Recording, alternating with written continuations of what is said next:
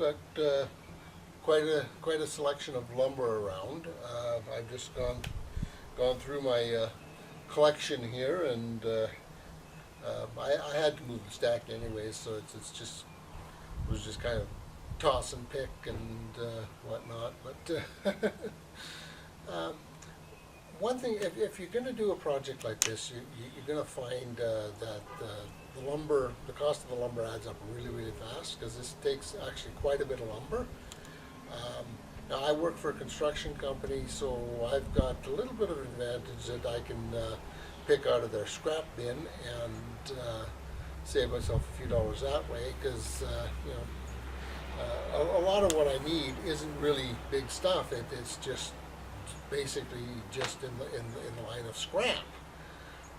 So one thing you can actually do to save yourself a few dollars is go make yourselves friends with somebody who runs a construction company, a contractor or whatever, and just see if you can clean up his job sites after the job is done.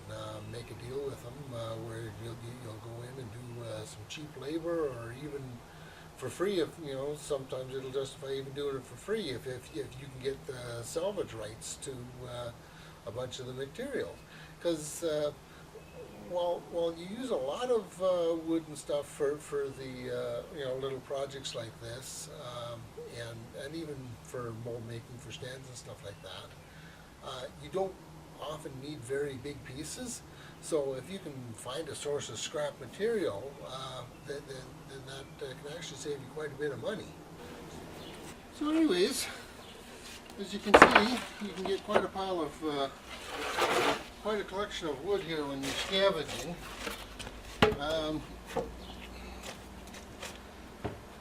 Really easy to get quite a lot, and to be honest with you, this entire pile here didn't cost me a dime. It's all just stuff that I've scavenged out of the wood bin at work. So now I would recommend, though, that you set some kind of personal criteria on what you're going to collect. Myself, my personal standard is it's got to have at least 3 square feet of material in the piece, and it's got to be at least 10 inches wide. Otherwise, it's just not worth picking up. Like, I mean, you're going to get enough small pieces of scrap from just cutting things down while you're working around the workshop anyway, so there's no need to collect any stuff like that. Just throw it in the rubbish bin. But anything like this it's all good usable stuff. So, but I mean, it's not much good for the contractor, but for what we're doing with the modeling and casting, it's wonderful. Okay, so we've assembled our frames now, and this is basically what the frames are looking like. I've got at least a 2x6 around 3 sides, and then across the front here, the open side, I've got a 2x4. And now I'm just putting the deck on top right now, which is 3/4 inch plywood. And the whole idea of this frame being the way it is to give me a really super solid deck that's not going to flex, and it's going to remain completely level throughout the whole casting process. Okay, so now when I went through my wood collection, I wasn't able to get quite enough pieces to go the full coverage of the top of the deck here. But I was able to get enough pieces that I can cover probably about 90% of the deck. And what I'm doing here, I've got a small strip I just need to put on the front, and since I've got the good solid 2x4 frame up there, that's going to work out actually really quite well. So just line this up, and then I'm just going to put a few staples in to just secure it really well there. And then I'm going to take the other piece, and we're just going to set it on top there like so. Now,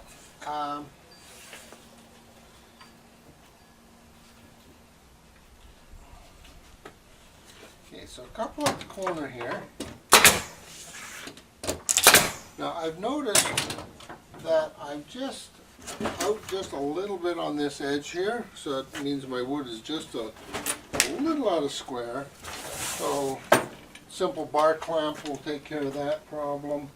Just simply open that up and slide that in and just tighten to bring everything into square.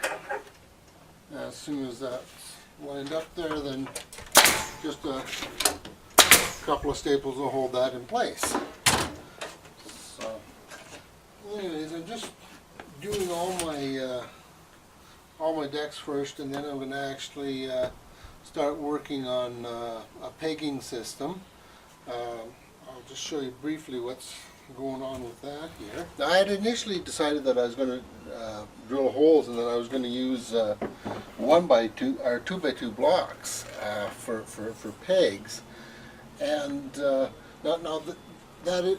had come about from the initial design, whereas what I was going to do was actually have them drop below the frame, and then it would drop into a hole in the next deck. Now the reason for the square holes was initially in my design I had decided I was going to put a peg and have it drop below the frame, and then that would drop into a hole in the top of the next deck. But I realized that in order to make these things universal, that wasn't going to work, because I would actually need a special bottom piece with each stack of decks that I made, because I would only have three pegs coming out the bottom of each deck, and I would be left with a deck that would wibble wobble until I got something to secure the next level, and that's not good. Either that, or I'm stuck making special bottom pieces that the pegs don't stick out the underside of the frame or whatever, or I have to make some special stand for it to sit on. I didn't think that was going to work very well, so I came up with the idea initially of coming up through the deck and having my pegs, but then I realized something. Why go through all the effort of cutting hundreds of square holes when all I have to do is just take a chunk of plywood and simply put that in the corner like that, and then now I've accomplished the same thing. So now the next deck is going to still come on and sit on top here. Push it up against it, it'll square up. And to help line up the next layer of the deck, what I'm going to do, I'm going to put a block in the corner, and then I'm going to run a strip down the edge, and that'll just keep everything in line. So that's the plan now. So these things do evolve as you go along. You figure out different ways to do things, and I think this way is going to work a whole lot better. So anyways, the first thing I need to do in preparing each one of these is mark where my spray holes are going to go.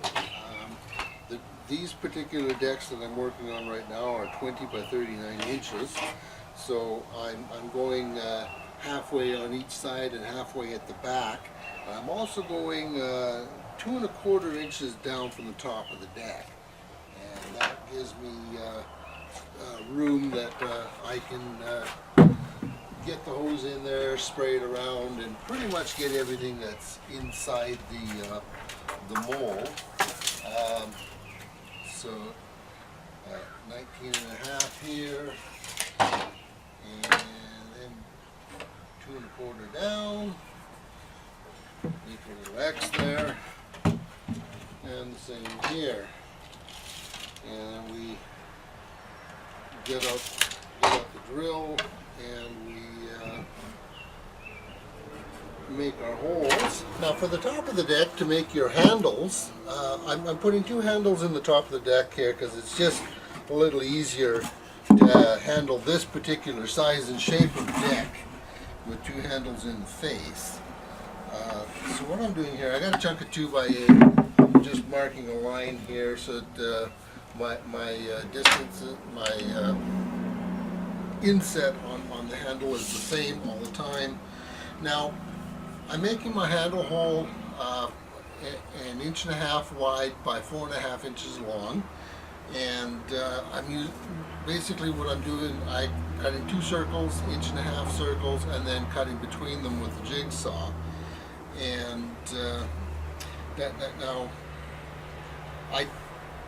although I'm 20 inches wide, I don't quite want to be halfway up the deck with the handle hole, and the reason for that is because it's heavier at the back than at the front, so it just makes it a little easier to balance the weight on the handle if you offset the handle hole by about 1 inch. So there we go. We got those all marked. Now I can get out my drill and drill all my holes. So once you've got your holes drilled, just take some kind of a straight edge, just line it up there, draw a quick line across, same thing on the other side, and then just take your jigsaw and just into the hole and just follow your line.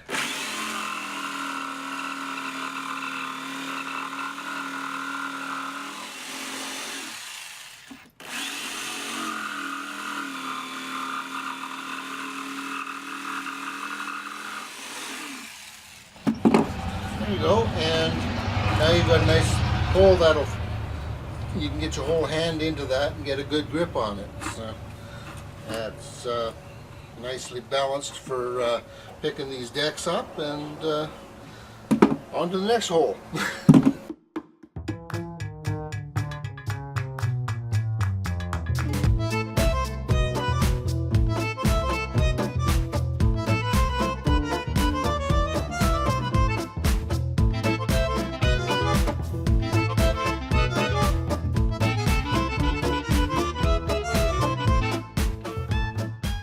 So anyways, I've made a couple of jigs to help me line up the corners and stuff, and basically this is 1 5/8 inch. The plywood, pardon me, the 2x6s and 2x10s and stuff are all 1.5 inches thick, so if I go 1 5/8 inch, that gives me an extra 1/8 of an inch of clearance.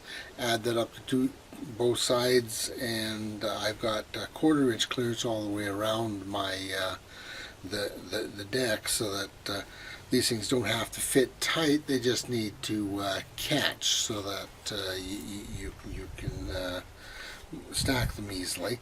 I've got one for the corner, and then I've got one to do the front edge with, and again 1 5/8 inch. So yeah, so just put the guide in place. We take a corner piece, put some glue on the back of it here, and then we just simply slide the corner into the guide, take our drill, and down we go.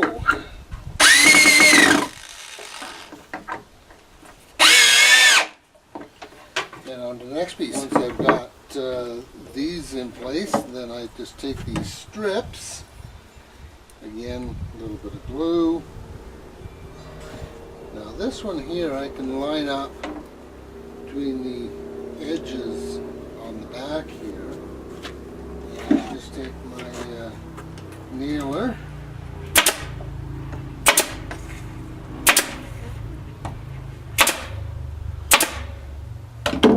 and then on the front I got my guide.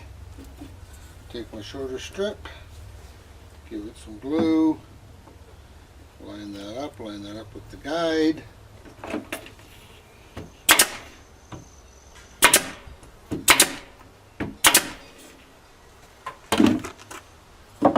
And again the other side. A little bit of glue.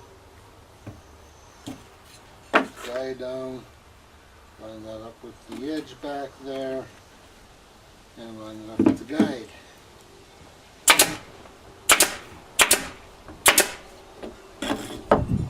And voila, we're on to the next one. Okay, so now we've got the guides all the way around. And the idea of the guides is that we can just take the next layer and simply drop it into place, and it's not going to go anywhere. It's not going to slide or anything. It's kind of prevented from going any. It's kind of prevented from sliding anywhere, and just kind of keeps the deck together. So this is how the system ends up working. You stack the decks up as you go. Obviously, you start on the cement pad and then just add layers as you go. The mold goes on the deck, you fill the mold up, and then you just simply add the layers of deck as you go. Just put a new layer of deck on. And that layer of deck is on, you can get yourself out the next layer of molds. You fill that layer of molds up and carry on. And just keep on stacking.